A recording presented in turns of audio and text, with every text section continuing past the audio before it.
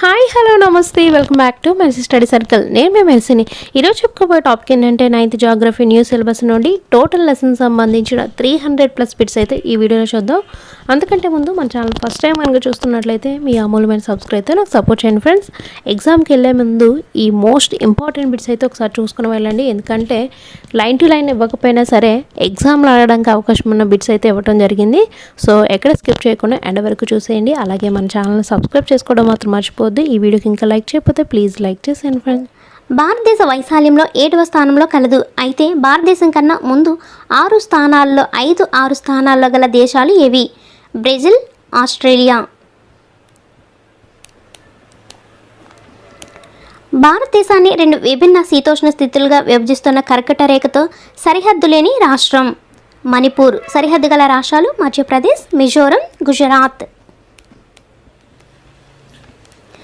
భారత కాలమాన రేఖ ప్రయాణిస్తున్న కేంద్రపాలిత ప్రాంతం పుదుచ్చేరి.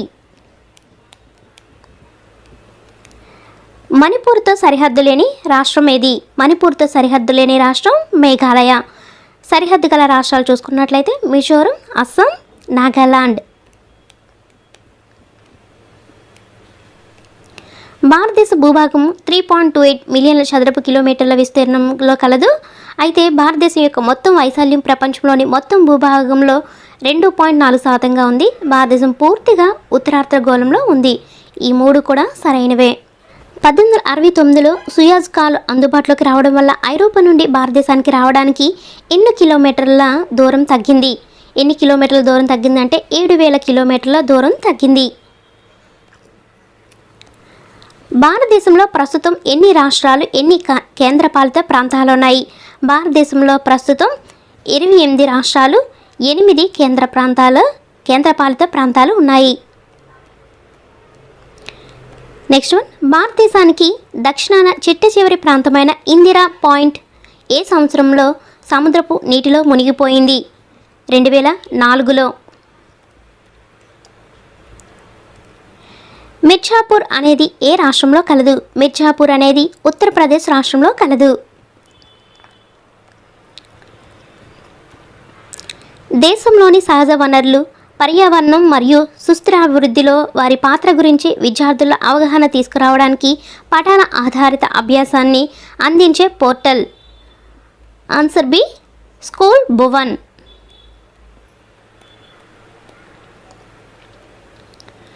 భారతదేశం నుండి వివిధ దేశాలకు తీసుకువెళ్ళిన వాటిలో ఇదొకటి. భారతదేశం నుండి వివిధ దేశాలకు తీసుకెళ్లిన వాటిలో ఇదొకటి అంటే సన్నని జిలుగు వస్త్రం, మస్లిన్. ఈ 2 అనమాట భారతదేశం నుండి వివిధ దేశాలకు తీసుకువెళ్ళిన వాటిలో ఇవి. కేరళ రాష్ట్రంలో ఉన్న పుదుచ్చేరి భూభాగము మాహే. ఆంధ్రప్రదేశ్ రాష్ట్రంలో ఉన్న పుదుచ్చేరి భూభాగము యానాం.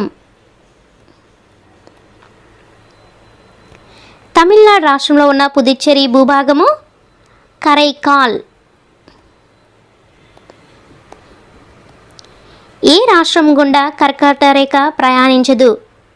ఒడిశా రాష్ట్రం గుండా ప్రయాణించదు. రాజస్థాన్, ఛత్తీస్గఢ్, త్రిపుర రాష్ట్రాల గుండా ప్రయాణిస్తుంది. ప్రపంచంలో వైశాల్యంలో అతిపెద్ద దేశాల వరుసల్లో 1వది మరియు 7వది. 1వదేమో రష్యా, 7వదేమో భారత్.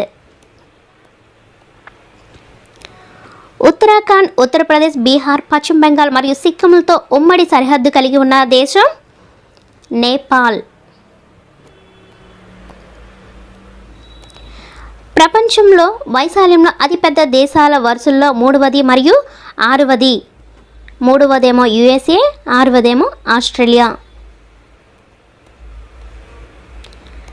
భారతదేశ చిట్ట చివరి తూర్పు రేఖాంశము 97 degrees 25 minutes.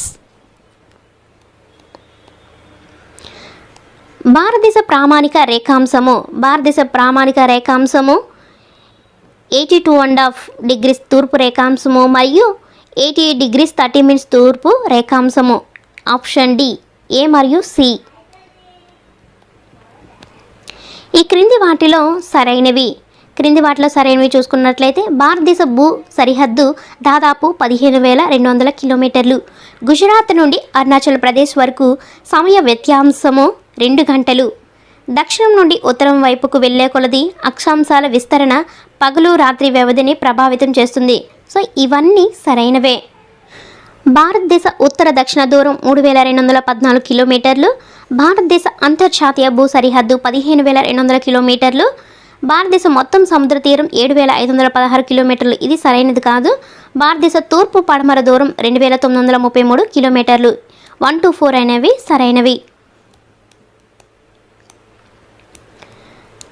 అంతర్జాతీయ సరిహద్దు లేని లేదా తీర ప్రాంతం లేని రాష్ట్రాలు మరియు కేంద్రపాలిత ప్రాంతాలు ఎన్ని? 5 మరియు 2. అంటే తీర ప్రాంతం లేని రాష్ట్రాలు 5, కేంద్రపాలిత ప్రాంతాలు 2. భారతదేశం 7 దేశాలతో భూ సరిహద్దును పంచుకుంటుంది. భారతదేశంతో అంతర్జాతీయ భూ సరిహద్దును పంచుకునే తూర్పున ఉన్న దేశాలు మయన్మార్, బంగ్లాదేశ్. భారతదేశంతో అంతర్జాతీయ భూ సరిహద్దును పంచుకునే వాయవ్య దేశాలు పాకిస్తాన్, ఆఫ్ఘనిస్తాన్. ఈ 3 కూడా కరెక్టే ఫ్రెండ్స్. 4th వన్ అనేది రాంగు. సో అందుకని అక్కడ నేను చదవట్లేదు. తీర ప్రాంతం పంచుకొని లేదా లేని కేంద్రపాలిత ప్రాంతాలు ఎన్ని? 4.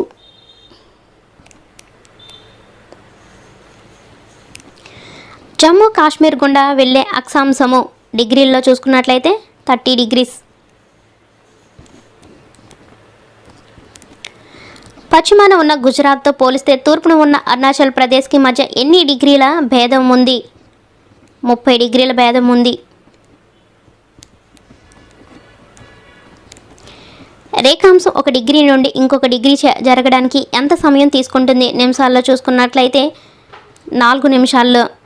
క్రింది వాటిని జతపరిచినట్లయితే మయన్మార్, బంగ్లాదేశ్ తూర్పు, చైనా, టిబెట్, నేపాల్, భూటాన్ ఇవి వచ్చేసరికి ఉత్తరాన ఉంటాయి. నెక్స్ట్ శ్రీలంక, మాల్దీవ్స్ ఇవి వచ్చేసరికి దక్షిణాన ఉంటాయి. పాకిస్తాన్, ఆఫ్ఘనిస్తాన్ ఇవి వచ్చేసరికి వాయవ్యం.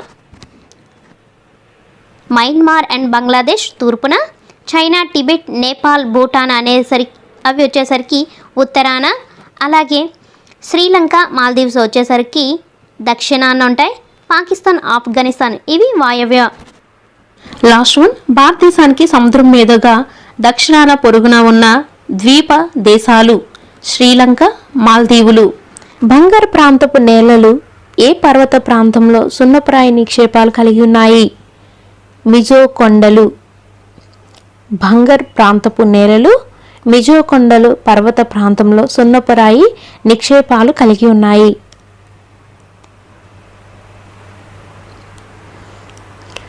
దక్కన్ పీఠభూమికి తూర్పున విస్తరించిన కొండలు మహాదేవ్ కొండలు, కైమూర్ కొండలు, మైకాల్ శ్రేణులు. నెక్స్ట్ మాల్వా పీఠభూమి తూర్పున విస్తరించిన ప్రదేశాలు బుందేల్ఖండ్, బాఘెల్ ఖండ్.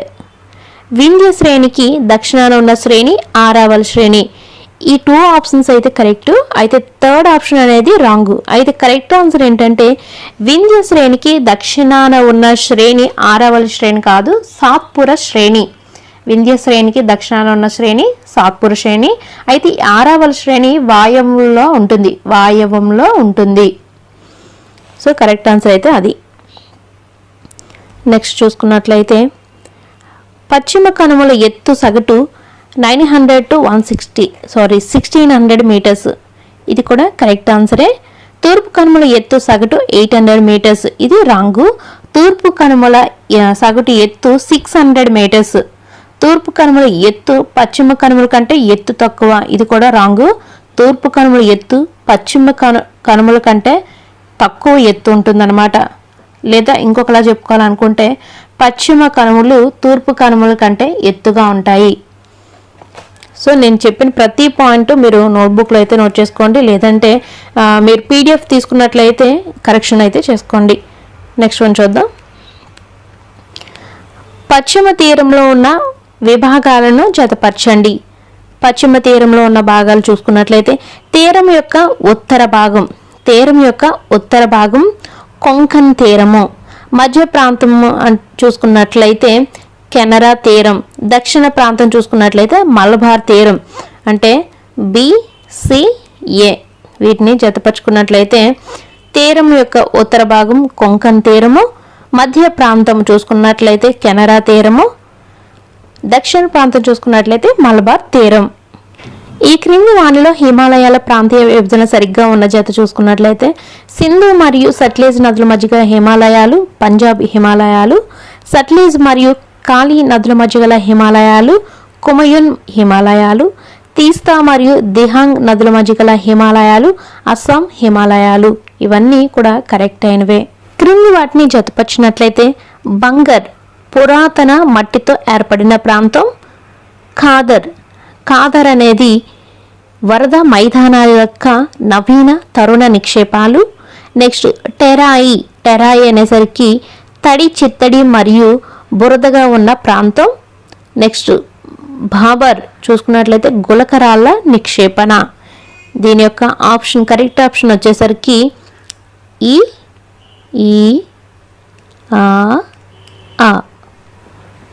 అంటే మీకు కరెక్ట్ ఆన్సర్ చేసుకోవడానికి ఒకవేళ పీడిఎఫ్ తీసుకున్నప్పుడు చూసుకుంటారు కదా, సో అందుకని అలా ఇస్తున్నాను. బంగర్ అనేది పురాతన ఒండ్రు మట్టితో ఏర్పడిన ప్రాంతం. ఖాదర్ వరద మైదానాల యొక్క నవీన తరుణ నిక్షేపాలు. టెరాయి తడి చిత్తడి మరియు బురదగా ఉన్న ప్రాంతం. భాబర్ గులకరాళ్ళ నిక్షేపణ. నెక్స్ట్ వన్, క్రింది వానిలో సరైన వాటిని గుర్తించండి. భౌగోళికంగా ద్వీపకల్ప పీఠభూమి భూమి యొక్క ఉపరితలంపై ఉన్న పురాతన భూభాగంలో ఒకటిగా మరియు అత్యంత స్థిరమైన భూభాగంగా పరిగణిస్తారు. హిమాలయాలు మరియు ఉత్తర మైదానాలు అత్యంత నవీన భూస్వరూపాలు. భూగర్భ శాస్త్రం ప్రకారం హిమాలయ పర్వతాలు ఒక అస్థిరమైన ప్రాంతాన్ని ఏర్పరుస్తాయి. ఇవన్నీ సరైనవే. ఈ క్రింది వాటిలో సరైనవి సరికానివి గుర్తించండి. ఉత్తర మైదానాలు ఒండ్రు మట్టి నిక్షేపాల వలన ఏర్పడినవి. ద్వీపకల్ప పీఠభూమి క్రమేణా ఎత్తు పెరుగుతున్న కొండలతో వెడల్పైన లోయలతో అగ్నిశిలలు మరియు రూపాంతర శిలలతో ఏర్పడినది. సో ఈ రెండు కూడా సరైనవే.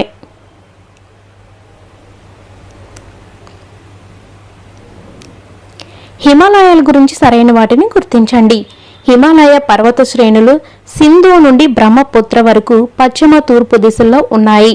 ప్రపంచంలోని అత్యంత ఎత్తైన కఠినమైన పర్వత సరిహద్దులను కలిగిన పర్వతాలలో హిమాలయాలు ఒకటిగా ఉన్నాయి. హిమాలయాలు ఒక చాప్ ఆకారంలో సుమారు 2400 కిలోమీటర్ల దూరం విస్తరించి ఉన్నాయి. ఇవన్నీ సరైనవే.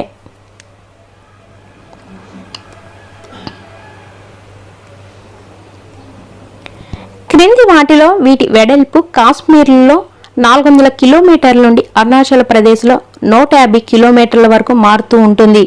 క్రింది వాటిలో వీటి వెడల్పు అంటే హిమాలయ పర్వతాలు వెడల్పు కాశ్మీర్లో 400 కిలోమీటర్ల నుండి అరుణాచల్ ప్రదేశ్లో 150 కిలోమీటర్ల వరకు మారుతూ ఉంటుంది.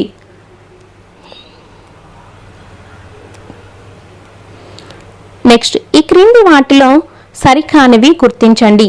క్రింది వాటిలో సరికానివి గుర్తించుకున్నట్లయితే హిమాలయాలు నిడివి పరంగా ఉత్తరం నుండి దక్షిణానికి 3 సమాంతర శ్రేణులుగా ఉన్నాయి.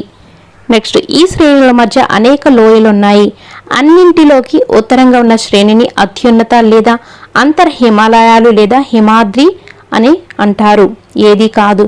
సో ఇక్కడ సరికానివి గుర్తించమన్నాడు. అయితే ఇందులో ఏది కూడా సరికాదు, అన్నీ సరైనవే. సో అందుకే ఆప్షన్ 4 అనేది కరెక్ట్. అయితే ఇక్కడ అన్నీ సరైనవే.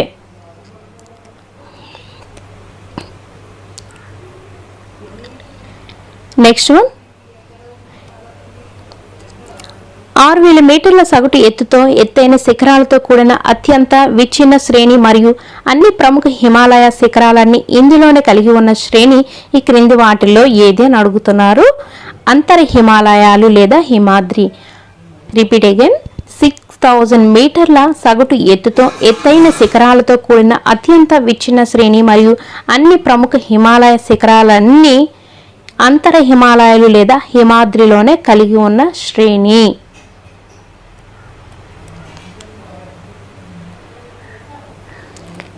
నెక్స్ట్ వన్ చూద్దాం. హిమాచల్ లేదా నిమ్న హిమాలయాలకు సంబంధించి సరికానిది గుర్తించండి. హిమాద్రికి దక్షిణంగా ఉన్న శ్రేణి అత్యంత కఠినమైన పర్వత వ్యవస్థను ఏర్పరుస్తుంది. వీటిని హిమాచల్ లేదా నిమ్న హిమాలయాలు అంటారు. ఈ శ్రేణులు ప్రధానంగా అత్యంత సంపీడనానికి గురై రూపాంతరం చెందిన శిలలతో కూడి ఉంటాయి. వీటి ఎత్తు 3700 నుండి 4500 మీటర్ల మధ్యలో ఉంటుంది. సో ఇవన్నీ సరైనవే.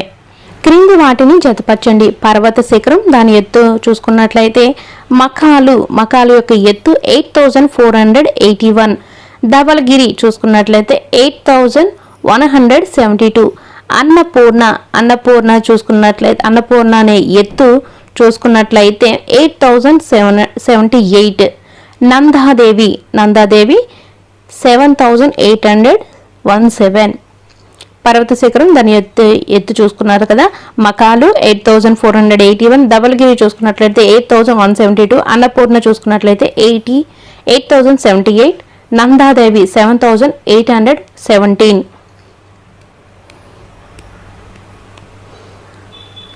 నెక్స్ట్ వన్, హిమాలయాల యొక్క ప్రధాన భాగం దీంతో ఏర్పడింది. గ్రానైట్. హిమాలయాల్లోని అత్యంత బాహ్య శ్రేణిని ఏమని పిలుస్తారు? శివాలిక్ శ్రేణి.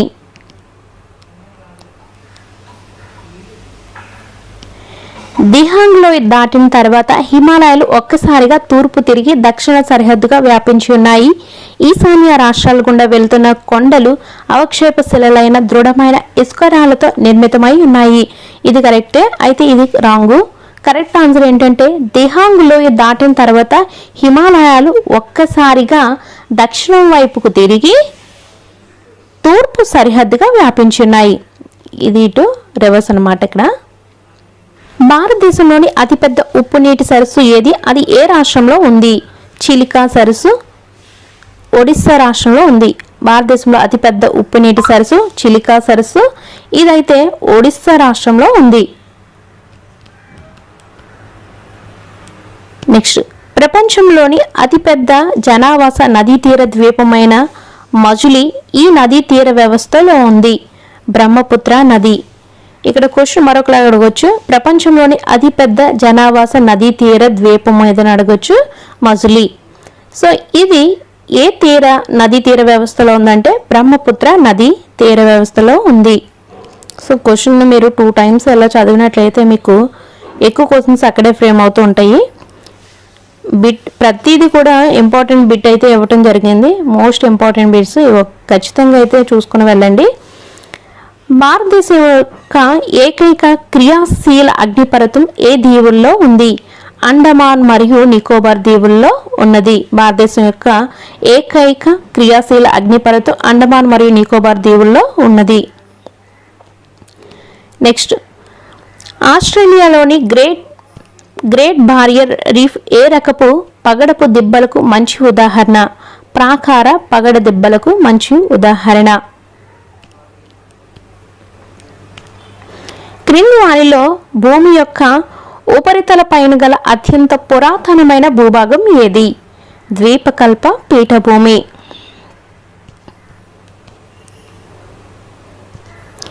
శివాలిక్ పర్వతాల వాలుకు సమాంతరంగా 8 నుంచి 16 కిలోమీటర్ల వెడల్పులో ఒక ఇరుకైన మేకల్లో గులకరాల నిక్షేపణను ఈ విధంగా పిలుస్తారు.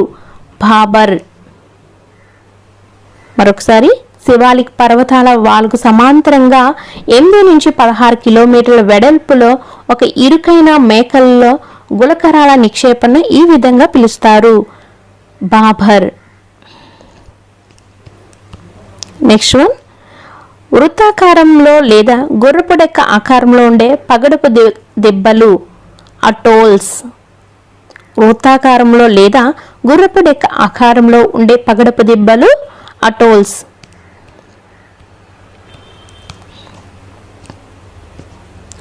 క్రింది వాటిలో పగడపు నెగడుకి సంబంధించి సరైనవి. తంతు నాగములు అనగా సమూహాలుగా నివసించే సూక్ష్మజీవులు. ఇవి కాల్షియం కార్బోనేట్ను స్రవిస్తాయి. పగడపు దిబ్బలు ప్రధానంగా 3 రకాలు. సో ఇవన్నీ సరైనవే. క్రింది వాటిలో వేసవిడిది కేంద్రాలకు ప్రసిద్ధి చెందిన కాశ్మీర్ లోయ, హిమాచల్ ప్రదేశ్లోని కులు, కాంగ్రా లోయలను కలిగి ఉన్నటువంటి హిమాలయాల్లోని శ్రేణులు హిమాచల్ లేదా నిమ్న హిమాలయాలు. Repeat again. క్రింది వాటిలో వేసవి విడిది కేంద్రాలకు ప్రసిద్ధి చెందిన కాశ్మీర్ లోయ, హిమాచల్ ప్రదేశ్లోని కులు, కాంగ్రా లోయలను కలిగి ఉన్నటువంటి హిమాలయాల్లోని శ్రేణులు హిమాచల్ లేదా నిమ్న హిమాలయాలు.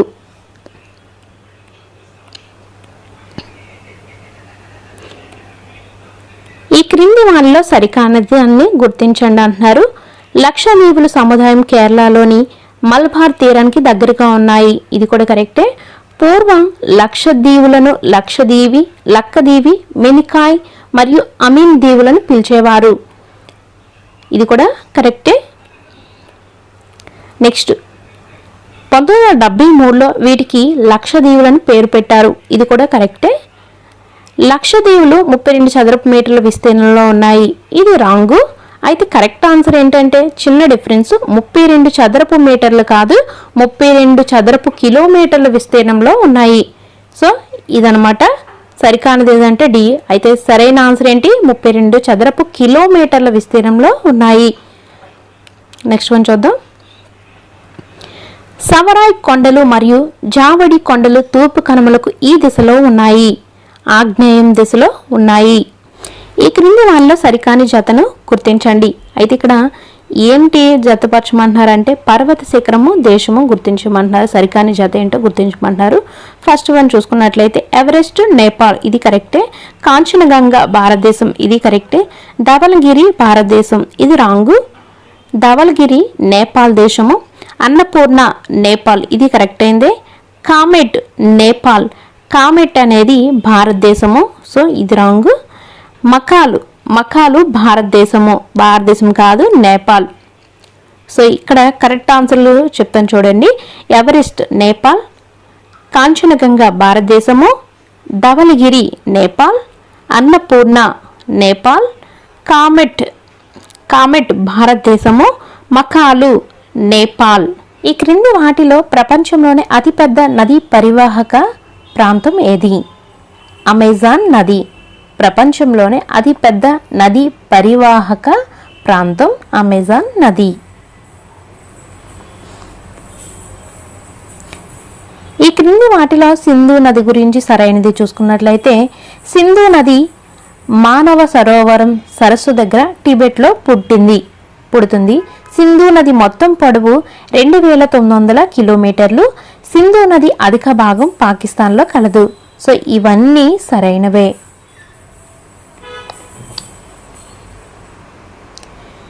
నెక్స్ట్ వన్ చూసుకున్నట్లయితే సింధు నది వ్యవస్థ తీసుకువెళ్లే మొత్తం నీటిలో భారతదేశం ఎంత శాతాన్ని మాత్రమే ఉపయోగించుకోవడం జరుగుతుంది? 20%. సింధు నది వ్యవస్థ తీసుకువెళ్లే మొత్తం నీటిలో భారతదేశం 20% మాత్రమే ఉపయోగించుకోవడం జరుగుతుంది. నెక్స్ట్ వన్ గోదావరి నది పరివాహక ప్రాంతం గురించి సరైనది. ఇది అతిపెద్ద ద్వీపకల్ప నది. దీని జన్మస్థలం మహారాష్ట్రలోని నాసిక్. దీని మొత్తం పొడవు 1500 కిలోమీటర్లు. గోదావరి నది పరివాహక ప్రాంతం సుమారు 50% మహారాష్ట్రంలో ఉంది. సో ఇవన్నీ సరైనవే. నెక్స్ట్ వన్ చూసుకున్నట్లయితే కావేరీ నది గురించి సరైనది. కావేరీ నది గురించి సరైనది చూసుకున్నట్లయితే ఇది పశ్చిమ కనుమల్లోని బ్రహ్మగిరి శ్రేణిలో పుడుతుంది. దీని మొత్తం పొడవు దాదాపు 760 కిలోమీటర్లు. కావేరీ నది పరివాహక ప్రాంతం కర్ణాటక, కేరళ, తమిళనాడులో విస్తరించింది. భారతదేశంలో కావేరీ నది రెండో అతిపెద్ద జలపాతాన్ని కలిగి ఉంది. సో ఈ 3 కూడా కరెక్టే. ఆప్షన్ డి పైవన్నీ సరైనవే. బ్రహ్మపుత్ర నదికి వివిధ పేర్లను ప్రాంతాలతో జతపరచండి. దిహాంగ్ అరుణాచల్ ప్రదేశ్, సాంగ్పో టిబెట్, జమున బంగ్లాదేశ్, బ్రహ్మపుత్ర అస్సాం. గంగా నది యొక్క కాలుష్యాన్ని తగ్గించడం, పరిరక్షణ మరియు పునర్జీవన అనే జంట లక్ష్యాలను సాధించడానికి రూపొందించిన కేంద్ర ప్రభుత్వ పథకం నమామి. సంవత్సరం చూసుకున్నట్లయితే 2014. నెక్స్ట్ వన్ సింధు నది జలాల ఒప్పందం రూపొందించిన సంవత్సరం 1960. 1960. సింధు నది జలాల ఒప్పందం రూపొందించిన సంవత్సరం 1960. నెక్స్ట్ వన్ నదులు వాటి ఉపనదులతో జతపరచండి. సింధు నుబ్రా, గంగా బెత్వా, బ్రహ్మపుత్ర లోహిత్, గోదావరి వార్ధా. సో ఇలా లైన్కి అయితే ఇచ్చాను. నెక్స్ట్ వన్, క్రింది నదులను వాటి పొడవుల ఆధారంగా అవరోహణ క్రమంలో అమర్చండి. క్రింది నదులు వాటి యొక్క పొడవుల ఆధారంగా అవరోహణ అంటే ఎక్కువ నుంచి తక్కువకు అనమాట. సో ఇక్కడ చూసుకున్నట్లయితే గోదావరి ఫస్ట్, నెక్స్ట్ చూసుకున్నట్లయితే కృష్ణా నది, ఆ తర్వాత చూసుకున్నట్లయితే మహానది, లాస్ట్లో కావేరి నది. గోదావరి, కృష్ణా నది, మహానది, కావేరి నది. ఇదనమాట 1, 3, 2, 4. ఊలర్ సరస్సుకు సంబంధించి సరికాని వాక్యము రాజస్థాన్ రాష్ట్రంలో ఉంది. ఇది రాంగు. భారతదేశంలో అతిపెద్ద మంచినీటి సరస్సు టెక్టానిక్ కార్యకలాపాల ఫలితంగా ఏర్పడింది. ఇది ఒక మంచినీటి సరస్సు. ఈ 3 సరైనవే. అయితే సరికాని వాక్యము రాజస్థాన్ రాష్ట్రంలో ఉందన్నది సరికానిది. సరైన ఆన్సర్ ఏంటంటే జమ్మూ కాశ్మీర్లోని ఊలర్ సరస్సు లేదా ఉలర్ సరస్సు జమ్మూ కాశ్మీర్లోనైతే ఉంది. నెక్స్ట్ వన్ చూద్దాం. గంగా నది మైదానంలోకి ఎక్కడ ప్రవేశిస్తుంది? హరిద్వార్. గంగా నది మైదానంలోకి ఎక్కడ ప్రవేశిస్తుంది? హరిద్వార్. భగీరథ, అలకనంద నదులు ఎక్కడ కలుస్తాయి? దేవప్రయాగ. పశ్చిమ వైపు ప్రవహించే నది కానిది దామోదర్ నది కాదనమాట. అయితే సబర్మతి, మాహి, పెరియార్ అనేవి పశ్చిమ వైపు ప్రవహించే నదులు.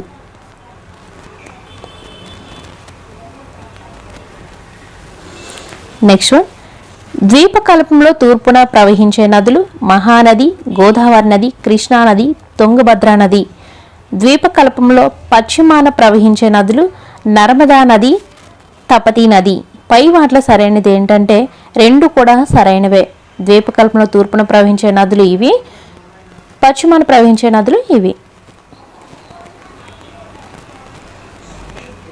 నెక్స్ట్ వన్, కృష్ణానది మహాబలేశ్వరం వద్ద జన్మిస్తుంది.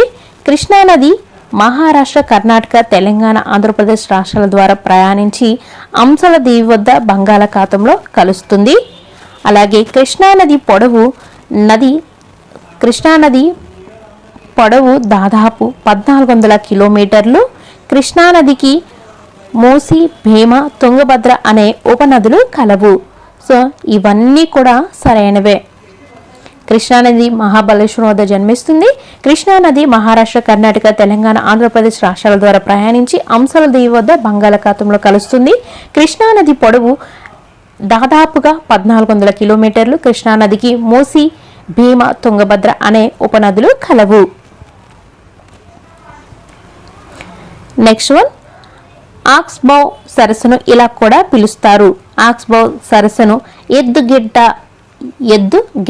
అని కూడా పిలుస్తారు. నెక్స్ట్ వన్, నేపాల్ హిమాలయాల్లో ఉద్భవించే నదులు గాగ్రా, గండక్, కోసి, పైవన్నీ. సో నేపాల్ హిమాలయాల్లో ఉద్భవించే నదులు ఇవన్నీ అనమాట. గాగ్రా, గండక్, కోసి. నెక్స్ట్, క్రింది వాక్యాలను పరిశీలించినట్లయితే నిశ్చిత వాక్యం ఏంటి? తపతీ నది జన్మస్థానము మధ్యప్రదేశ్, బేతుల్ జిల్లా. వివరణ వింధ్య శ్రేణులు. అయితే ఇక్కడ ఏ వాస్తవం, ఆర్ అనేది అవాస్తవం అంటే సరికానిది. క్రింది వాక్యాలను పరిశీలించినట్లయితే నర్మదా నది పరిరక్షణ మిషన్ మధ్యప్రదేశ్ ప్రభుత్వం. వివరణ చూసుకున్నట్లయితే నమామి దేవి నర్మదే పథకం. సో ఏకు సరైన వివరణ ఆర్ అనేది, ఏకు ఆర్ సరైన వివరణ. సో ఈ 2 కూడా వాస్తవాలే, 2 కూడా సత్యమైనవే. యమునా నది జన్మస్థానము యమునోత్రి. నెక్స్ట్ వన్, పశ్చిమ బెంగాల్ దుఃఖదాయకంగా పిలువబడినది దామోదర్ నది. నెక్స్ట్ వన్, మధ్యప్రదేశ్లోని బేతుల్ జిల్లాలో పుట్టి పశ్చిమ దిశగా ప్రవహించే నది ఏంటి? తపతి. మధ్యప్రదేశ్లోని బేతుల్ జిల్లాలో పుట్టి పశ్చిమ దిశగా ప్రవహించే నది తపతి. నెక్స్ట్, ఈ క్రింది వాటిలో ఏ నది పగులు లోయకుండా లోయకుండా ప్రవహిస్తుంది. పగులు లోయకుండా ప్రవహిస్తుంది. తపతీ నది. తపతీ నది పగులు లోయకుండా ప్రవహిస్తుంది. నెక్స్ట్ వన్, ఈ క్రింది సరస్సుల్లో ఉప్పు నీటి సరస్సు సాంబార్ సరస్సు. క్రింది వాటిలో ద్వీపకల్ప భారతదేశంలో పొడవైన నది గోదావరి నది.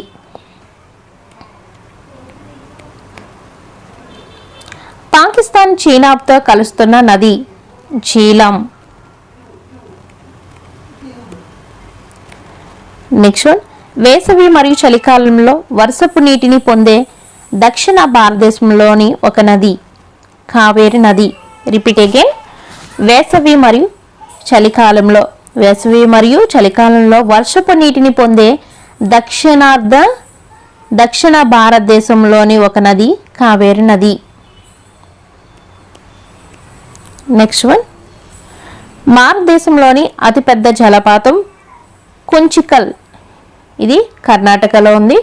భారతదేశంలో రెండవ అతిపెద్ద జలపాతం శివ సముద్రం. ఇది కూడా కర్ణాటకలో ఉంది. సో ఈ రెండు కూడా సరైనవే. నెక్స్ట్ వన్, భారతీయ ఎడారిలోని ఒక ముఖ్యమైన నది సింధు నది. నెక్స్ట్ వన్ చూసుకున్నట్లయితే భారతదేశంలో అతిపెద్ద ఉప్పు నీటి సరస్సు సాంబార్ సరస్సు. అయితే ఇది రాజస్థాన్లో ఉంది. భారతదేశంలో అతిపెద్ద మంచినీటి సరస్సు ఉలర్ జమ్మూ కాశ్మీర్లో ఉంది. ముందు చెప్పుకున్నాం కదా. బియాస్ కుండ్, బియాస్, రోహ్తంగ్, కనుమ డాష్ అంటే రావి.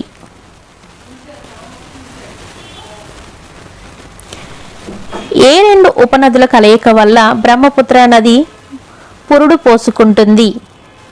దిబంగ్ plus Lohit. Next one, Sindhu నది పరివాహక ప్రాంతంలోని సరైన క్రమం టిబెట్, లడక్ భారత్, పాక్ బితాన్ కోట, కరాచీ అరేబియా సముద్రం. ఆప్షన్ డి అనేది కరెక్ట్. నెక్స్ట్ వన్, గంగా నదిగా మరక ముందు ఏ పేరుతో జన్మిస్తుంది? భగీరథ పేరుతో. సరస్సులకు సంబంధించి ఈ క్రింది వాటిలో సరికాని వాక్యము.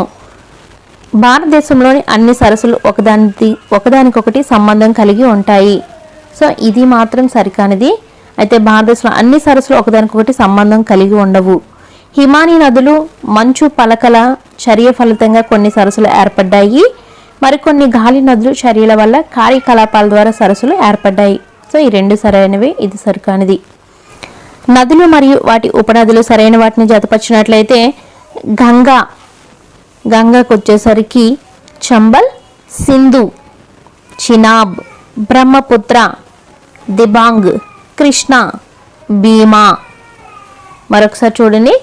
గంగా యొక్క ఉపనది చంబల్, సింధు యొక్క ఉపనది చినాబ్, బ్రహ్మపుత్ర యొక్క ఉపనది దిబాంగ్, కృష్ణ, భీమా. నదులు మరియు వాటి పొడవులను సరైన వాటిగా జతపరిచినట్లయితే గంగా నది చూసుకున్నట్లయితే గంగా నది యొక్క పొడవు చూసుకున్నట్లయితే 2500 కిలోమీటర్లు. సింధు నది యొక్క పొడవు చూసుకున్నట్లయితే 2900 కిలోమీటర్లు. అలాగే గోదావరి నది యొక్క పొడవు చూసుకున్నట్లయితే 1500 కిలోమీటర్లు. మహానది యొక్క పొడవు చూసుకున్నట్లయితే 860 కిలోమీటర్లు. శీతోష్ణ స్థితి అనగా ఒక విశాల ప్రదేశంలో ఒక సుదీర్ఘ కాలంలో 30 సంవత్సరాలు పైబడి నెలకొన్న వాతావరణ పరిస్థితులు వైవిధ్యతల అన్నిటి మొత్తాన్ని సూచిస్తుంది. వాతావరణం అనేది ఏ సమయంలోనైనా ఒక ప్రాంతంలో నెలకొన్న వాతావరణ స్థితిని సూచిస్తుంది. సో ఈ రెండు కూడా సరైనవే. నెక్స్ట్ వన్, శీతోష్ణ స్థితిలోను మరియు వాతావరణంలోను ఉన్నటువంటి అంశాలు ఉష్ణోగ్రత, వాతావరణ పీడనం, పవనం, ఆర్ద్రత మరియు అవపాతం. సో ఇవన్నీ కూడా. నెక్స్ట్ వన్, క్రింది వాటిలో సరైన వాటిని గుర్తించండి. మాన్సూన్ అనే పదము అరబిక్ పదము మౌసం నుండి ఉద్భవించింది. దీని అర్థము ఋతువు. మాన్సూన్ అనేది ఒక సంవత్సర కాలంలో కాలానుగుణంగా గాలి దశ మారడాన్ని సూచిస్తుంది. ఇది చాలా ఇంపార్టెంట్ బిట్ అండి. నెక్స్ట్ వన్, ఉత్తర మరియు వాయవ్య భారతదేశం మీదుగా పగటిపూట వీచే బలమైన ఉధృతమైన వేడి పొడిగాలులను ఈ విధంగా పిలుస్తారు. ఈ విధంగా పిలుస్తారు అంటే లూ లూ అని పిలుస్తారు. నెక్స్ట్ వన్, క్రింది వానిలో ప్రపంచంలో అత్యధిక వర్షపాతం నమోదయ్యే ప్రాంతం మాసిన్ రామ్. ప్రపంచంలో అత్యధిక వర్షపాతం నమోదయ్యే ప్రాంతం మాసిన్ రామ్. నెక్స్ట్ వన్, ఏది భారతదేశంలో చలికాలం దేశంలో చలికాలం లక్షణంగా ఉంటుంది? క్రింది వాటిలో ఏది భారతదేశంలో చలికాలం లక్షణంగా ఉంటుంది? వెచ్చని పగలు మరియు చల్లని రాత్రులు భారతదేశంలో చలికాలం లక్షణంగా ఉంటుంది. నెక్స్ట్, వాయవ్య భారతదేశ భాగంలో చలికాలంలో ఈ క్రింది వాటిలో ఏది వర్షపాతానికి కారణమవుతుంది? తిరోగమన ఋతుపవనాలు. నెక్స్ట్ వన్, ఈ క్రింది వానిలో పగలు మరియు రాత్రి ఉష్ణోగ్రతలో ఎక్కువ తేడా లేని ప్రదేశాలు కేరళ, అండమాన్ నికోబార్ దీవులు. పగలు మరియు రాత్రి ఉష్ణోగ్రతలో ఎక్కువ తేడా లేని ప్రదేశాలు కేరళ మరియు నికోబార్ దీవులు. నెక్స్ట్ వన్, ఉత్తర మైదానాల్లో సాధారణంగా తూర్పు నుండి పడమరకు వెళ్లే కొలది ఉష్ణోగ్రతలు తగ్గుతాయి. ఇది కరెక్ట్ కాదు. అయితే తూర్పు నుండి పడమరకు వెళ్లే కొలది ఉష్ణోగ్రతలు పెరుగుతాయి. ఉత్తర మైదానాల్లో సాధారణంగా తూర్పు నుండి పడమరకు వెళ్లే కొలది వర్షపాతం తగ్గుతుంది. ఇది సరైనదే. అయితే ఇక్కడ తగ్గుతాయి అన్నది రాంగు, పెరుగుతాయి. కొరియాలిస్ శక్తి భూభ్రమణం వలన ఏర్పడే శక్తి. ఈ శక్తి ఉత్తరార్ధగోళంలో పవనాలను కుడివైపు దిశను మారుస్తుంది. అంటే ఈ శక్తి ఉత్తరార్ధగోళంలో కుడివైపు దిశను మార్చడానికి మరియు దక్షిణార్ధగోళంలో పవనాలను ఎడంవైపు దిశను మార్చడానికి కారణమవుతుంది. ఇక్కడ కుడివైపు అని ఇచ్చారు, ఇది రాంగు. అయితే ఎడం వైపు అని తీసుకోవాలి. ఎడం వైపు దిశను మార్చడానికి కారణమవుతుంది. దీనినే ఫెర్రెల్స్ లా అని కూడా అంటారు. సో ఇదనమాట. నెక్స్ట్ వన్, భారతదేశంలో ఈశాన్య పవనాలు వీచే ప్రాంతంలో ఉంది. ఈ పవనాలు ఉత్తరార్ధగోళంలో ఉప ఉష్ణ మండల అధిక పీడన మండలం నుంచి ఉద్భవిస్తాయి. సో ఈ రెండు కూడా సరైనవే. భూమిపై అత్యంత తేమతో కూడిన మౌసిండ్రం క్రింది వాటిలో దేనికి ప్రసిద్ధి చెందినది? సున్నపరాతి గుహలకు. తొలకరి జల్లులకు మామిడి జల్లులు అని ఏ రాష్ట్రంలో పేరు? కర్ణాటక మరియు కేరళ. క్రింది వాటిలో సరైనవి. పశ్చిమ తీర ప్రాంతాలు మరియు ఈశాన్య భారతదేశ ప్రాంతాలు సంవత్సరానికి సుమారు 400 సెంటీమీటర్ల వర్షాన్ని పొందుతాయి. పశ్చిమ రాజస్థాన్ మరియు పంజాబ్, హర్యానా, గుజరాత్లు సంవత్సరానికి 60 సెంటీమీటర్ల వర్షంను పొందుతాయి.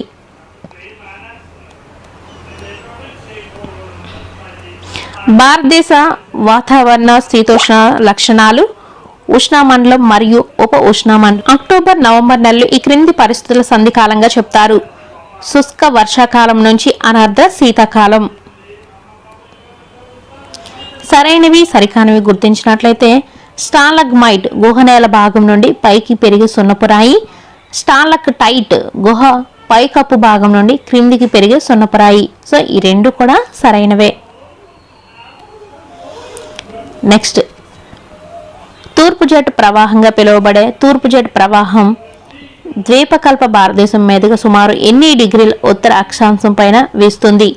14. నెక్స్ట్ వన్, భారతదేశానికి ఉత్తరాన ఉన్న పర్వతాల యొక్క సగటు ఎత్తు. భారతదేశానికి ఉత్తరాన ఉన్న పర్వతాల యొక్క సగటు ఎత్తు 6000 మీటర్స్. ఒక విశాల ప్రదేశంలో ఒక సుదీర్ఘ కాలంలో 30 సంవత్సరాలు నెలకొన్న వాతావరణ పరిస్థితులు వైవిధ్యతలన్నింటినీ మొత్తాన్ని సూచిస్తుంది. దీనిని ఏమంటారు? దీనిని శీతోష్ణ స్థితి అంటారు. Repeat again. ఒక విశాల ప్రదేశంలో ఒక సుదీర్ఘ కాలంలో 30 సంవత్సరాలు నెలకొన్న వాతావరణ పరిస్థితుల వైవిధ్యతలన్నిటినీ మొత్తాన్ని సూచిస్తుంది. దీన్ని శీతోష్ణ స్థితి అంటారు. కొరియాలిస్ ప్రభావం ఉత్తరార్ధగోళంలో పవనాలను ఏ దిశకు మారుస్తాయి? కుడివైపుకు.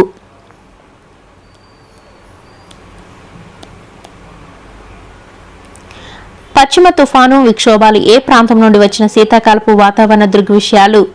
మధ్యధరా ప్రాంతం.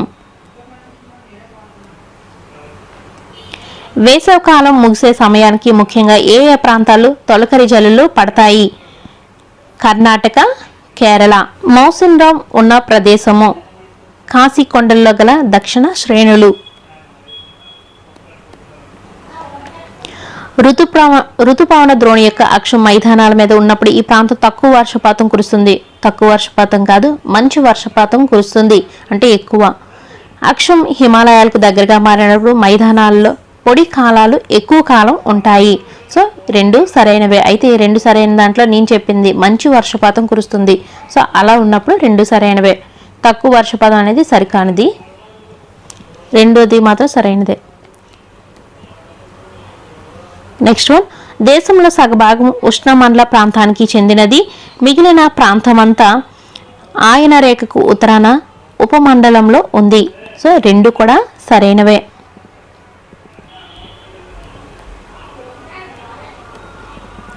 నెక్స్ట్ వన్, పశ్చిమ బెంగాల్లో లూ తుఫాన్ ఏమని పిలుస్తారు? లూ తుఫానును కాల్ బైసాఖి అని పిలుస్తారు. పశ్చిమ బెంగాల్లో లూ తుఫాన్ను కాల్ బైసాఖి అని పిలుస్తారు.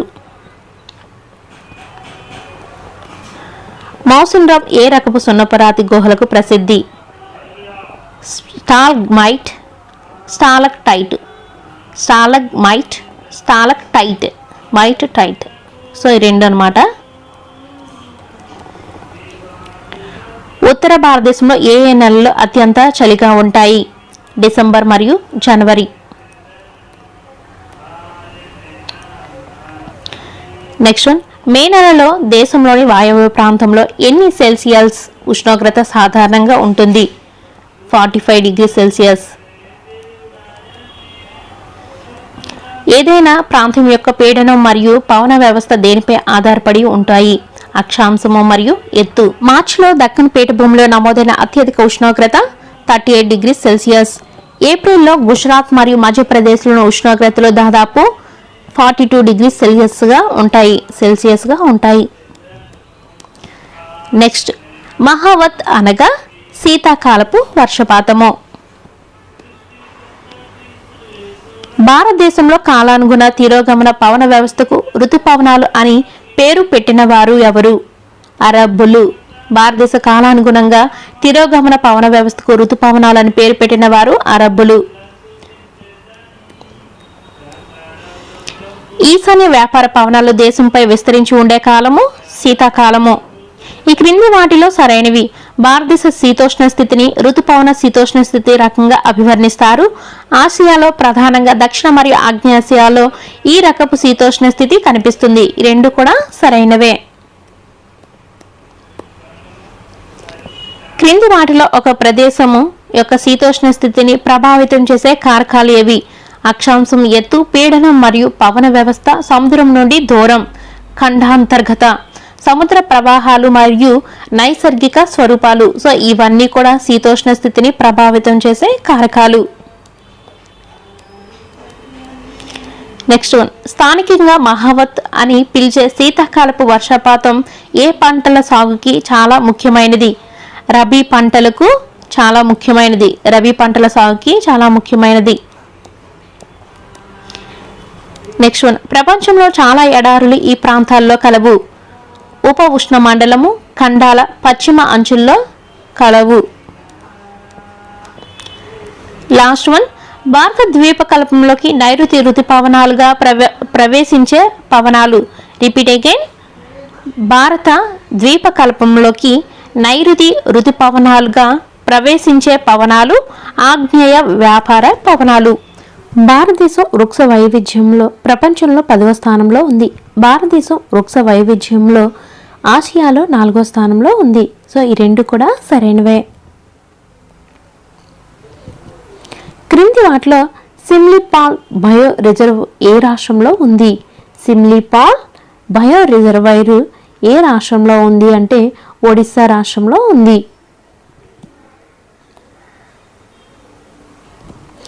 నిర్దిష్ట ప్రాంతానికి కాలానికి చెందిన మొక్కలు ఫ్లోరా. నిర్దిష్ట ప్రాంతానికి కాలానికి చెందిన జంతుజాలం ఫోనా. సో ఈ రెండు కూడా సరైనవే.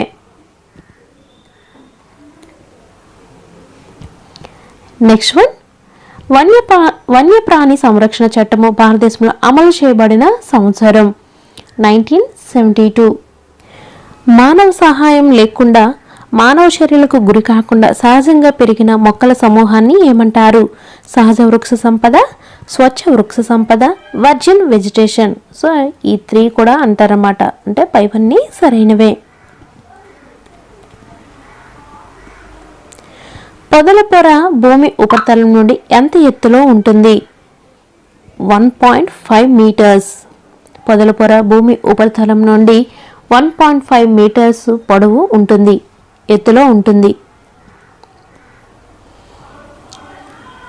నెక్స్ట్ వన్, పొర దాని యొక్క ఎత్తు చూసుకున్నట్లయితే పొదల పొర ఏమో 1.5 మీటర్స్, ఇటీవల వృక్షాలు 5 మీటర్స్, వితాన పొర 20 మీటర్స్ ఎత్తులో ఉంటుంది, బహిర్గత పొర 40 మీటర్ల ఎత్తులో ఉంటుంది. సో ఇది సరైన క్రమం. మీరు చాలామంది పీడిఎఫ్ నేను గ్రూప్లో పోస్ట్ చేశాను కదా, ఆ పీడిఎఫ్లో కరెక్ట్ ఆన్సర్స్ ఇవైతే కరెక్ట్ చేసుకోండి.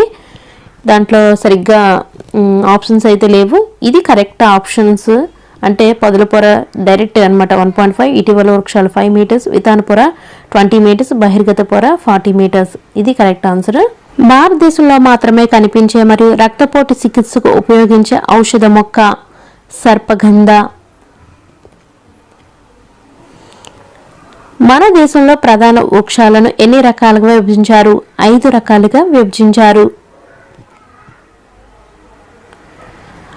ఏ ఔషధ మొక్క యొక్క విత్తనాల పొడిని మధుమేహం నియంత్రణకు ఉపయోగిస్తారు? జామున్ ఔషధ మొక్క యొక్క విత్తనాల పొడిని మధుమేహం నియంత్రణకు ఉపయోగిస్తారు. ఉష్ణమండల సతత హరిత అరణ్యాలకు సంబంధించిన సరికాని వాక్యం చూసుకున్నట్లయితే ఫస్ట్ వన్ సరికానిది. అయితే ఇక్కడ కరెక్ట్ ఆన్సర్ ఏంటంటే ఆర్ద్ర అని ఉంది కదా, అనార్ద్ర. 200 సెంటీమీటర్ల కంటే ఎక్కువ వర్షపాతం కలిగిన కొద్ది కాలం అనార్ద్ర శీతోష్ణ స్థితి ఉన్న ప్రాంతాల్లో పెరుగుతాయి. అది కరెక్ట్ ఆన్సర్. ఇక్కడ ఆర్ద్ర చిన్న పదం, ఒక లెటర్ మాత్రమే ఇక్కడ మిస్టేక్ అనమాట. ఆర్ద్ర శీతోష్ణ స్థితి కాదు, అనార్ద్ర శీతోష్ణ స్థితి ఉన్న ప్రాంతాల్లో పెరుగుతాయి. 60 మీటర్ల అంతకంటే ఎక్కువ ఎత్తున్న వృక్షాలను కలిగి ఉంటాయి. నల్ల చేవమాను, దేవదారు, నోకమాను, రబ్బరు, సింకోన ప్రధాన వృక్షాలు. నెక్స్ట్ లెమూర్, ఏనుగు, జింక, కోతి సాధారణంగా కనిపించే జంతువులు. సో ఇది ఫ్రెండ్స్ ఉష్ణమండల సప్తహరిత అరణ్యాలకు సంబంధించిన వాక్యాలు. ఇవన్నీ సరైనవే. నెక్స్ట్ మనం చూసుకున్నట్లయితే ఏ ఔషధ మొక్క యొక్క ఆకులను కంటి కలక నివారణగా ఉపయోగిస్తారు మరియు దీని జిగురును టానిక్గా ఉపయోగిస్తారు? బాబుల్ ఔషధ మొక్క యొక్క ఆకులను కంటి కలక నివారణగా ఉపయోగిస్తారు మరియు దీని జిగురును టానిక్గా కూడా ఉపయోగిస్తారు. నెక్స్ట్ వన్, ఈ ఔషధ మొక్క యొక్క ఆకుల తాజా రసాన్ని చెవి నొప్పికి మందుగాను మరియు రక్తపోటును నియంత్రించడంలో ఉపయోగిస్తారు. అర్జున్. క్రింది వాటిని జతపరిచినట్లయితే పర్వత ప్రాంత అడవులు. ఈ పర్వత ప్రాంత అడవుల్లో ఉండే అంటే కనిపించే చెట్లు ఏంటంటే పర్వత ప్రాంత అడవుల్లో సర్లపు మాను, అలాగే బదరి, ఆలివ్, బోర్జ వృక్షం. ముళ్ళ అడవుల్లో చూసుకున్నట్లయితే తుమ్మ, బొంత జముడు, నాగజముడు. ఉష్ణమండల ఆకురాల్చే అడవులు చూసుకున్నట్లయితే టేకు, ఏగిస, రావి, వేప. 2, 3, 1. పర్వత ప్రాంత అడవులు సర్లపు మాను, బదరి, ఆలివ్, బోర్జ వృక్షము. ముళ్ళ అడవులు చూసుకున్నట్లయితే తుమ్మ, బొంత చెముడు, నాగజముడు. ఉష్ణమండల ఆకురాల్చే అడవులు టేకు, ఏగిస, రావి, వేప. క్రింది వాటిలో సరికానిది చూసుకున్నట్లయితే ఆయుర్వేదంలో దాదాపు 2000 మొత్తం వివరించబడ్డాయి. సుమారు 500 మొక్కలు నిరంతరం ఉపయోగిస్తున్నాము. ప్రపంచ పర్యావరణ సంరక్షణ సమితి పేర్కొన్న అంతరించిపోయే 352 ఔషధ మొక్కల్లో 52 ప్రమాదకరమైన స్థితుల్లో 49 అంతరించిపోతున్నాయి. సో ఇవన్నీ కూడా సరైనవే. నెక్స్ట్, ప్రపంచ పర్యావరణ సంరక్షణ సమితి ఎన్ని ఔషధ మొక్కల పేర్లను అంతరించిపోయే జాబితా లిస్టులో పేర్కొన్నది? రెడ్ లిస్టులో పేర్కొన్నది అంటే 352. నెక్స్ట్ వన్, ఈ క్రింది వాటిని చూసుకున్నట్లయితే సతతహరిత అరణ్యాలు, అలసకోతులు, తేళ్లు, నత్తలు, ఉష్ణమండల ఆకురాల్చే అడవులు, సింహం, పులి, పంది, జింక, ముళ్ళ అడవులు, ఎలుక, కుందేలు, అడవి గాడిద, గుర్రాలు, పర్వత ప్రాంత అడవుల్లో ఉండే జంతువులు, మచ్చల జింక, యాక్, ఎలుగుబంటి. భారతదేశంలో గల పక్షి జాతులు మరియు జంతు జాతుల సంఖ్య వరుసగా భారతదేశంలో గల పక్షి జాతుల సంఖ్య 2000, జంతు జాతుల సంఖ్య 90,000. క్రింది వాటిని జతపరిచినట్లయితే అధిక యాంటీబయాటిక్ మరియు యాంటీ బ్యాక్టీరియల్ లక్షణాలు కలిగి ఉన్నది ఏంటంటే వేప. నెక్స్ట్, దగ్గు మరియు జలుబు నయం చేయడానికి ఉపయోగిస్తారు తులసి మొక్కను. అలాగే ఆస్తమా మరియు అల్సర్ను నయం చేయడానికి ఉపయోగిస్తారు. మరియు ఈ ఔషధ మొక్క యొక్క మొగ్గలు వేర్లు జీర్ణ సమస్యలకు మంచివి. కచ్నార్. సో ఇండివిజువల్గా అడుగుతారు, చూసుకోండి. నెక్స్ట్, గుజరాత్లోని గిర్ అడవులు వేటికి సహజంగా ఆవాసంగా ఉంది? భారతీయ సింహాలకు. ప్రపంచంలో పులులు, సింహాలు రెండూ ఉన్న ఏకైక దేశము భారతదేశం. గంగా బ్రహ్మపుత్ర డెల్టాలో కనిపించే వృక్షాలు అగర్, సుందర వృక్షాలు కెయోరా. జాతీయ ఉద్యానవనాన్ని ఏ గుర్తుతో సూచిస్తారు? జాతీయ వనాన్ని ఈ గుర్తుతో సూచిస్తారు, ట్రయాంగిల్ గుర్తు. ప్రస్తుతం మన దేశంలో ఎన్ని జాతీయ ఉద్యానవనాలు ఉన్నాయి? 101. ఆసియా సింహానికి చివరగా మిగిలి ఉన్న ఆవాసం గిర్ అటవీ ప్రాంతం. భారతదేశంలో గల 18 బయోస్పియర్ రిజర్వర్లలో లేనిది శేషాచలం. అయితే ఉన్నవి ఏంటంటే సిమ్లీపాల్, అగస్త్యమలై, నీలగిరి. నెక్స్ట్, ప్రపంచంలో పక్షుల మొత్తంలో భారతదేశంలో పక్షుల శాతము 13%, ఉభయచరాలు, సరీసృపాలు, క్షీరదాల వాటా శాతం 5 to 8%. ప్రపంచంలోని చేపలలో భారతదేశ నిల్వ శాతము 12%. రబ్బరు ఈ క్రింది సంపద రకాల్లో దేనికి చెందినది? ఉష్ణమండల సతత హరిత. ఇంతకంటే ఎక్కువ వర్షపాతం ఉన్న ప్రాంతాల్లో సింకోనా చెట్లు కనిపిస్తాయి. 100 సెంటీమీటర్ల కంటే ఎక్కువ వర్షపాతం ఉన్న ప్రాంతాల్లో సింకోనా చెట్లు కనిపిస్తాయి. లాస్ట్ వన్, నీల్గాయ్ అనగా 4 కొమ్ముల దుప్పి, సౌసింగ అనగా బ్లూబుల్. సో అయితే ఇక్కడ రెండు కూడా సరికానివి. అయితే సరైనవి ఏంటంటే నీల్గాయ్ అంటే బ్లూబుల్, సౌసింగ్ అంటే అర్థము 4 కొమ్ముల దుప్పి.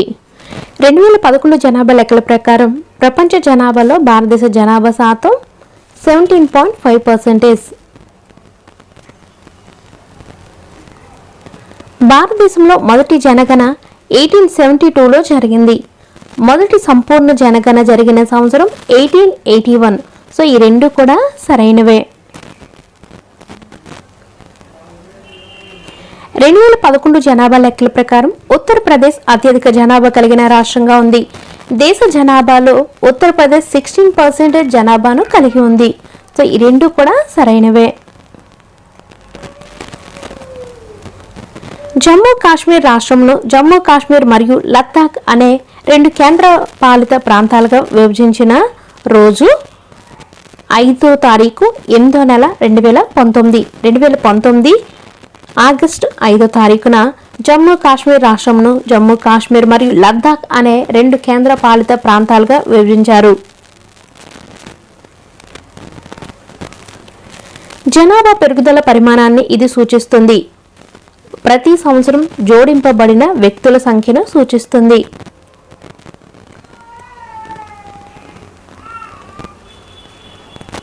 జనగణన ప్రకారం అక్షరాస్యుడైన వ్యక్తి అనగా 7 సంవత్సరాల వయసు వారు అవగాహనతో ఏ భాషనైనా చదవగలరు మరియు వ్రాయగలరు. జనగణన ప్రకారం అక్షరాస్యుడైన వ్యక్తి అంటే ఎవరంటే 7 సంవత్సరాల వయసు వారు అవగాహనతో ఏ భాషనైనా చదవగలరు మరియు వ్రాయగలరు.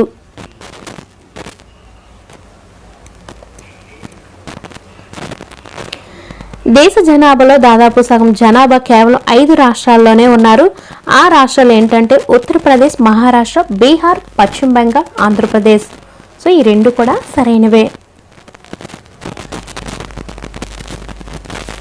విస్తీర్ణ పరంగా అతిపెద్ద రాష్ట్రమైన రాజస్థాన్ భారతదేశం మొత్తం జనాభాలో ఎంత శాతం కలిగి ఉంది? 5.5%.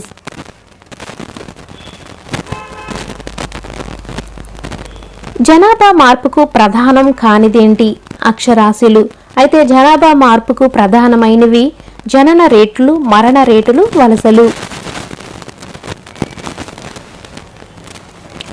భారత ప్రభుత్వం సమగ్ర కుటుంబ నియంత్రణ కార్యక్రమాన్ని ప్రారంభించిన సంవత్సరం 1952. జాతీయ జనాభా విధానం ఎన్పిపి అనేక సంవత్సరాల ప్రణాళికబద్ధమైన ప్రయత్నాలన్నింటినీ కలిపి ఒక చట్టాన్ని రూపొందించిన సంవత్సరం 2000.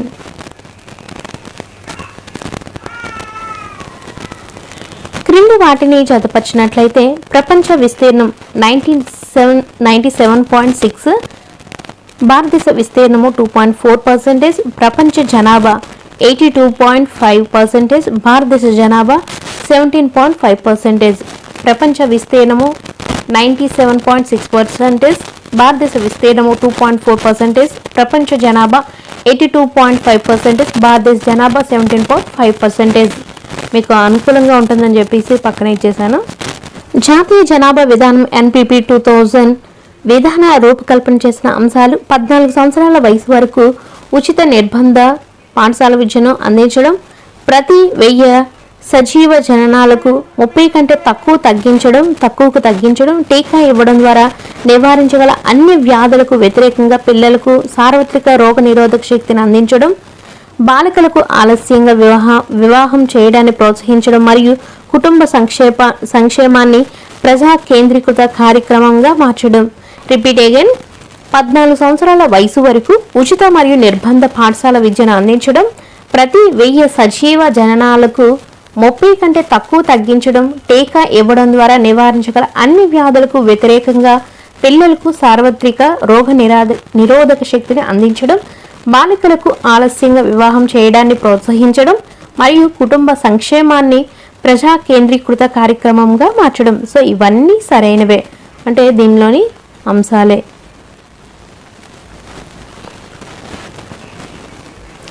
రెండు 2011 సంవత్సరంలో జనసాంద్రత చదరపు కిలోమీటర్కు చూసుకున్నట్లయితే భారతదేశం 382 మంది, బీహార్లో 1102 మంది, అరుణాచల్ ప్రదేశ్లో 17 మంది ఒక చదరపు కిలోమీటర్కు జనసాంద్రత.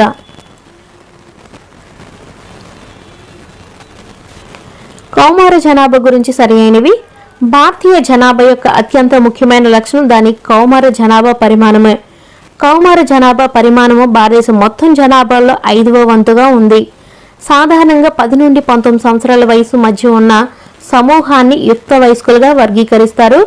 వారు భవిష్యత్తుకు అత్యంత ముఖ్యమైన వనరులు. సో యూతే కదా భవిష్యత్తుకు ముఖ్యమైన వనరులు అవుతారు. సో ఇవన్నీ కూడా సరైనవే. భారతదేశం కంటే ఎక్కువ జనసాంద్రత కలిగిన దేశాలు బంగ్లాదేశ్, జపాన్. వృద్ధి రేటు క్రమంగా క్షీణించడం ప్రారంభించిన కాలం 1981. భారతదేశ జనాభాలో క్రింది రాష్ట్రాల జనాభాను జతపరిచినట్లయితే సిక్కిం 0.6 మిలియన్లు, లక్షద్వీప్ 64,429, లక్షద్వీప్ 64,429. క్రింది వారిలో వలసల గురించి సరైనవి. వలసలు అంటే వివిధ ప్రాంతాల మరియు భూభాగాల మధ్య ఉన్న ప్రజల కదలిక. వలస అనేది అంతర్గతము లేదా దేశంలో లేదా అంతర్జాతీయ దేశాల మధ్య కావచ్చు. అంతర్గత వలసలు జనాభా పరిమాణాన్ని మార్చవు, కానీ దేశంలో జనాభా విస్తరణను ప్రభావితం చేస్తాయి. సో ఇవన్నీ వలసల గురించి సరైనవే. భారతదేశ జనాభా 1951లో 361 మిలియన్లు, అలాగే 2011 నాటికి 1210 మిలియన్లకు స్థిరంగా పెరుగుతూ ఉంది. సో ఈ రెండు కూడా సరైనవే. దక్షిణాన అధిక జనసాంద్రత కలిగిన రాష్ట్రం కేరళ. 2011 జనాభా లెక్కల ప్రకారం 1001 మరియు అంతకన్నా ఎక్కువ జనసాంద్రత కలిగిన రాష్ట్రాలు బీహార్, పశ్చిమ బెంగాల్. Repeat again. 2011 జనాభా లెక్కల ప్రకారము 1001 మరియు అంతకన్నా ఎక్కువ జనసాంద్రత కలిగిన రాష్ట్రాలు బీహార్, పశ్చిమ బెంగాల్. ప్రతి సంవత్సరంలో దశాబ్దంలో పెరిగిన మొత్తం జనసంఖ్యను ఈ విధంగా పిలుస్తారు: స్థూల పెరుగుదల. 1951వ సంవత్సరంలో 17.29% ఉన్న పట్టణ జనాభా 2011 నాటికి ఎంత శాతానికి పెరిగింది? 31.80% పెరిగింది.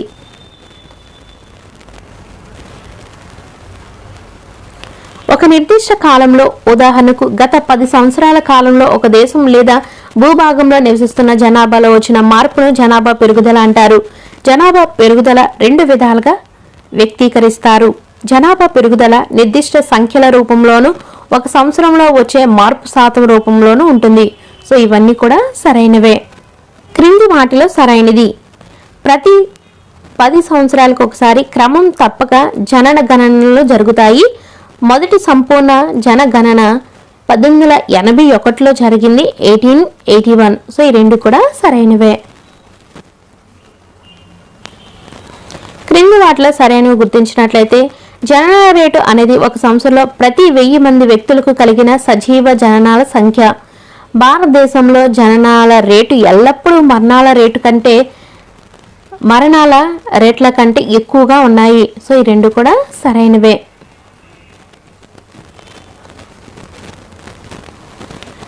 1951 నుంచి 2011 మధ్యకాలంలో భారతదేశ జనాభా వృద్ధి రేటు శాతం తక్కువగా ఉన్న దశాబ్దం 2001 నుంచి 2011. 2001 నుంచి 2011 మధ్య మిలియన్ కంటే ఎక్కువ జనాభా గల నగరాల సంఖ్య ఎంత నుండి ఎంతకు పెరిగింది? 35 నుండి 53కు పెరిగింది. 35 నుండి 53కు పెరిగింది.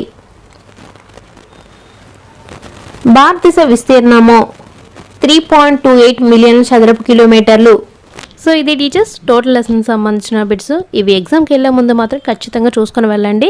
చాలా ఇంపార్టెంట్ బిట్స్ అయితే ఇవ్వడం జరిగింది. అలాగే మన ఛానల్ మీకు యూజ్ అనిపిస్తే ఖచ్చితంగా మీ అమూల్యమైన సబ్స్క్రైబ్ సపోర్ట్ చేయండి ఫ్రెండ్స్. ఇంకా న్యూస్ సంబంధించిన వీడియోస్ కూడా అప్లోడ్ చేయబడతాయి కాబట్టి సో ప్లీజ్ సపోర్ట్ చేయండి ఫ్రెండ్స్. ఈ వీడియోకి ఇంకా లైక్ చేయకపోతే ప్లీజ్ లైక్ చేసేయండి ఫ్రెండ్స్. మరిన్ని అప్డేట్స్ కోసం మన ఛానల్ చూస్తూ ఉండండి. Thank you for watching.